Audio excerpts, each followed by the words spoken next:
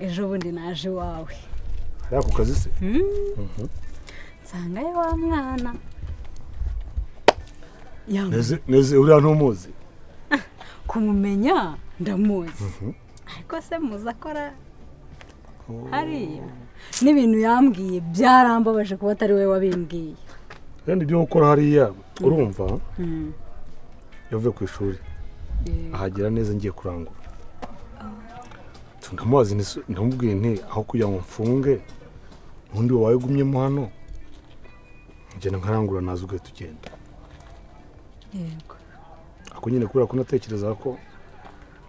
avuye ku ishuri atarafata n'icyo kurya n'iki ndamubwiye nti banza utegure ikintu ushobora kuba wafata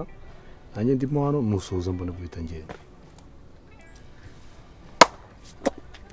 narakubonye buriya mwese yakubwiye ngo none se Gihoza niwe muntu ukwiriye kumbwira ko ufite ubukwe ese Venza wangishaga inama ugira ngo nyumve uko ngana uku navuze ubusa ntubifate nabi ahubwo reka nkubwize ukuri bya bindi by'abantu reba nirwa muri butike hariya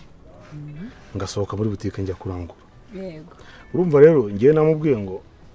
kandi umurenge numva ari ibintu birize nta ize nyine impamvu mbara ko ari ize umurenge ntabwo urenga abantu 10